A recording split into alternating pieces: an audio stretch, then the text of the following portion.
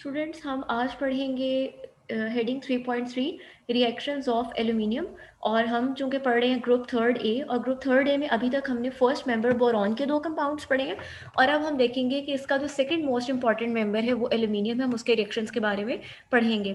यहाँ पर हमारे पास पहला जो इसका रिएक्शन दिया गया है that is reaction with air. अब आपके पास एल्यूमिनियम का रिएक्शन कुछ इस तरह से होता है कि अगर आपका एल्यूमिनियम की शीट है या उसका पीस है, अगर वो मॉइस्ट एयर के साथ इंटरेक्ट करता है तो हमारे पास वहाँ पर बनता है उसकी सरफेस के ऊपर Al2O3। ये जिसकी सरफेस के ऊपर Al2O3 बनता है, ये क्या करता है कि आपकी फॉर एग्जांपल ये आपकी शीट है, इसके ऊपर इनिशियली तो अटैक होगा ऑक्सीजन का। ऑक्सीजन के अटैक पर क्या होगा कि इसकी सरफेस के ऊपर एक लेयर सी बन जाएगी। वो लेयर किसकी होगी? फॉर एग्जांपल ये इसके ऊपर एक लेयर सी बन गई है। ये लेयर किसकी है? एल्यूमिना की है, Al2O3 की है। ये लेयर क्या करती है? ये आपकी फर्दर अटैक को क्या करती है? प्रिवेंट करती है। इसका मतलब क्या हुआ कि आपके पास जो नीचे की बाकी की शीट है वो क्या रहेगी? वो महफूज रहेगी, वो प्रोटेक्ट रहेगी। अगर आप इसका कंपैरिजन आयरन से करें तो आयरन में क्या होता है कि आयरन की जो बाहर वाली सरफेस है पहले वो खराब होती है, और आहिस्ता आहिस्ता जो जंग है, जो रस्टिंग का प्रोसेस है, वो अंदर तक पेनिट्रेट उसके कर जाता है। लेकिन हमारे पास इस केस में जो है वो इस तरह से नहीं होता। ये इसका एक बेनिफिट है, यही वजह है कि इसको यूज किया जाता है। बल्कि यहाँ मेंशन भी आपको किया गया है कि aluminium sheets are said to be corrosion free. Corrosion free यानी इनको रस्टिंग नहीं होती, इनको जंग नहीं लगता। क्योंकि इसका एक बेनिफिट है कि जब ये एल्यूमिनियम थोड़ी सी ऑक्सीजन से रिएक्ट करता है तो इसके ऊपर एल्यूमिनियम ऑक्साइड की कोटिंग बन जाती है, जो कि प्रिवेंट करती है फर्दर अटैक ऑक्सीजन का मेटल की सरफेस के ऊपर। अच्छा, दूसरा हमारे पास इसका आता है कि अगर आप एल्यूमिनियम पाउडर फॉर्म में लेते हैं और उसको आप 800 डिग्री सेल्सियस या उससे अबव टेम्परेचर पे ले जाते हैं, तब आपकी मेटल जो है वो एयर के साथ मुकम्मल तौर पर रिएक्ट करती है और आपके पास क्या बनाती है? एल्यूमिना बनाती है और एल्यूमिनियम नाइट्राइड बनाती है। आप सब जानते हैं कि हमारी जो एयर है उसकी मेजर जो कंपोजिशन है, जो मेन दो कंपोनेंट्स हैं, वो ऑक्सीजन है और नाइट्रोजन है। अब नॉर्मल कंडीशंस में हमारे टेम्परेचर जो है वो 800 तो नहीं होता नॉर्मल जो हमारी एटमॉस्फेयर है उसमें। लेकिन अगर आप इसको इंडस्ट्री में या किसी जगह पर या किसी चीज़ की मैन्युफैक्चरिंग में या किसी मेटलर्जी के प्रोसेस में अगर आप खुद इसका रिएक्शन करवा देते हैं एयर के साथ रिएक्शन का मतलब है इन दोनों के साथ रिएक्ट कर रहा है। लेकिन कंडीशन क्या है? एट 800 डिग्री सेल्सियस या इससे अबव टेम्परेचर पे।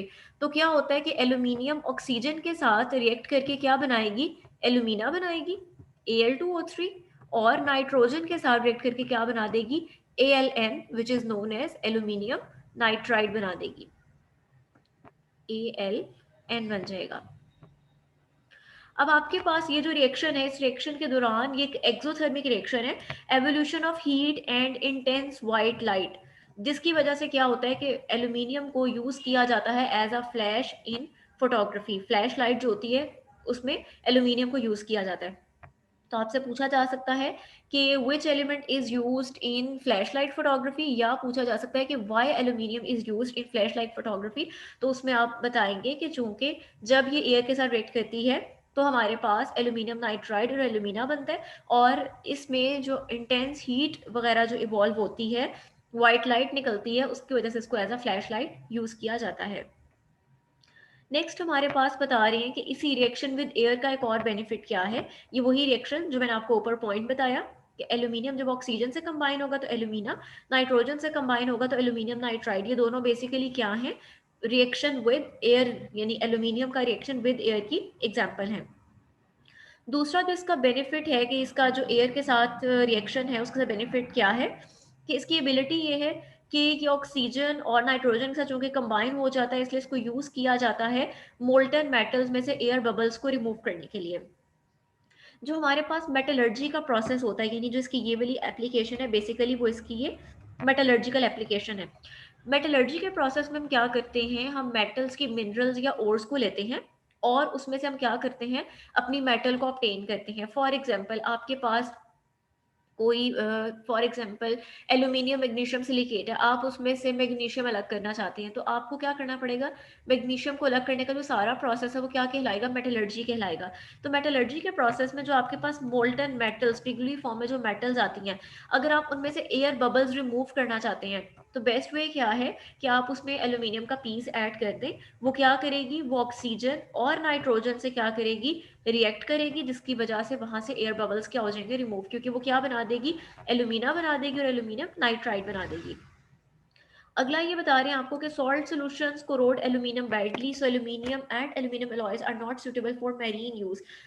ऐसा आपके पास वाटर बॉडीज जहाँ पर सॉल्ट का कंटेंट ज़्यादा है, वहाँ पर हम एल्यूमिनियम बेस्ड इंफ्रास्ट्रक्चर जो है वो यूज़ नहीं करते, क्योंकि सॉल्ट्स जो है वो एल्यूमिनियम के साथ रिएक्टिव होते हैं, उसकी सरफेस को ख़राब करते हैं। तो वो मेरीन यूजेस जहाँ सॉल्टिश वाटर है, सॉल्टिश वाटर बॉडीज़ है, वहाँ पर हम इसको यूज़ नहीं करते। नेक्स्ट हमारे पास आ जाता है एल्यूमिनियम का reaction with non metals. Non metals में हमारे पास इसका एक रिएक्शन दिया गया है क्लोरीन के साथ। क्लोरीन के साथ जब ये रिएक्शन करती है तो AlCl3 एल्यूमिनियम ट्राइक्लोराइड बनाती है। ये भी आपके पास एक एक्सोथर्मिक रिएक्शन है, आपके पास हीट इवॉल्व होती है।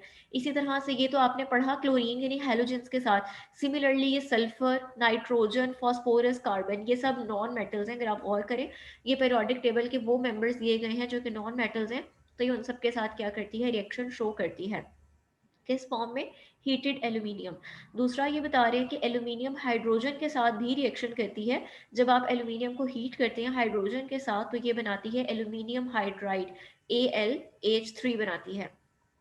नेक्स्ट हमारे पास आ जाता है reactions with acids and alkalis. ये एल्यूमिनियम इज एम्फोटेरिक। एम्फोटेरिक वो चीज़ होती है जो एसिड और बेस दोनों की प्रॉपर्टीज शो करती है। अगर आप उसको एसिड के साथ ट्रीट कर रहे हैं तो वो एज अ बेस बिहेव करेगी, अगर आप उसको बेस के साथ ट्रीट कर रहे हैं तो वो एज अ एसिड बिहेव करेगी। यही वजह है कि ये एसिड के साथ भी रिएक्शन शो करेगी और एल्कलीज के साथ भी शो करेगी। अब आपके पास यहाँ पर सबसे पहले जो दिए गए हैं रिएक्शंस, वो दिए गए हैं एसिड्स के साथ, और एसिड्स में भी आपके पास यहाँ पर 3 पॉइंट्स बनते हैं। पहला उन्होंने बताया है, ये फर्स्ट है आपका, HCl के साथ रिएक्शन, फिर बताया है H2SO4 के साथ रिएक्शन, और फिर बताया है सोडियम, फिर आ जाता है नाइट्रिक एसिड के साथ रिएक्शन। ठीक है, फर्स्ट देखते हैं HCl के साथ। एल्यूमिनियम जो है वो रिएक्ट करती है, लेकिन स्लोली रिएक्शन होता है इसका डाइल्यूट HCl के साथ। लेकिन अगर आप कंसनट्रेटेड HCl यूज करें तो फिर क्या होता है, फौरी रिएक्शन होता है। आपके पास HCl में से हाइड्रोजन डिस्प्लेस हो जाती है, डिस्प्लेसमेंट रिएक्शन है, और इसकी जगह पर कौन आ जाता है, एल्यूमिनियम आ जाती है। तो इसकी कैटेगरी में आपने दो केसेस याद रखने हैं कि एल्यूमिनियम का जो HCl के साथ रिएक्शन है वो दो केस हैं। पहला रिएक्शन है जी डाइल्यूट HCl के साथ, और दूसरा है कंसंट्रेटेड के साथ। इमीडिएटली या रैपिडली रिएक्शन किसके साथ शो करेगी, कंसंट्रेटेड के साथ, और डाइल्यूट के साथ क्या शो करेगी, रिएक्शन होगा जरूर बट क्या होगा, स्लोली होगा। एक आपने ये डिफरेंस याद रखना है। उसके बाद हम देखते हैं कि इसका रिएक्शन किस तरह से होता है अगले एसिड जो कि H2SO4 के साथ है।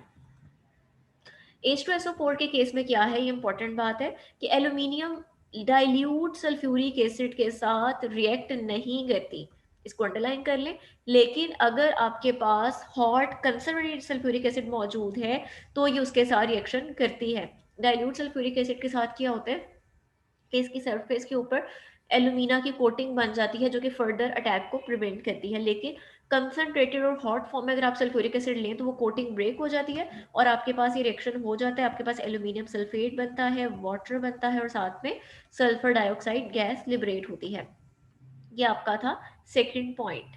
थर्ड पॉइंट आपके पास आ जाता है नाइट्रिक एसिड के साथ, HNO3 के साथ। तो उसमें अंडरलाइन कीजिए कि aluminium does not react with nitric acid at any concentration. First में क्या पढ़ा कि डाइल्यूट के साथ भी रिएक्ट कर रही है HCl के केस में, और कंसंट्रेटेड के साथ भी। फर्क क्या था, रिएक्शन की स्पीड का था। सेकंड किसके साथ पढ़ा आपने, सल्फ्यूरिक एसिड के साथ, कि डाइल्यूट के साथ रिएक्ट नहीं कर रही, कंसंट्रेटेड के साथ कर रही है।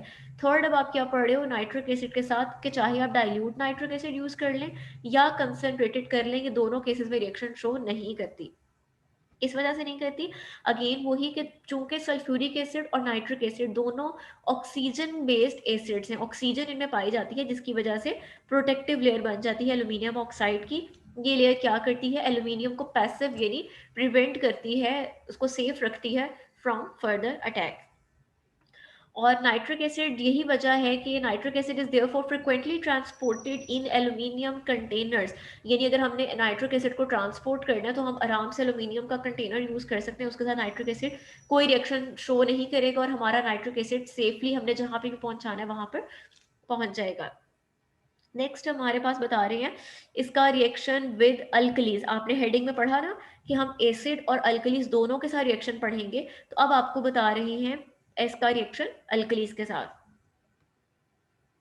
अल्कलीज में हम देखते हैं आपको रिएक्शन दिया गया है कि ये दोनों के साथ रिएक्ट करती है, सोडियम हाइड्रोक्साइड के साथ भी और पोटेशियम हाइड्रोक्साइड के साथ भी, बट लिबरेट क्या करती है दोनों के केसेस में, हाइड्रोजन गैस को लिबरेट करती है। आपके पास क्या क्या है, आपके पास सोडियम हाइड्रोक्साइड और aluminium in the presence of water react करेंगे, आपके पास बनता है NaAlOH होल 4 यानी सोडियम एल्यूमिनेट और साथ में हाइड्रोजन गैस जो है वो इवॉल्व होती है। अगर आप यहाँ पर पोटेशियम हाइड्रोक्साइड यूज कर लेंगे तो फिर आपके पास क्या बनेगा, पोटेशियम एल्यूमिनेट बनेगा। अब मैं आपके साथ नेक्स्ट वीडियो में डिस्कस करती हूँ एल्यूमिनियम के यूजेस।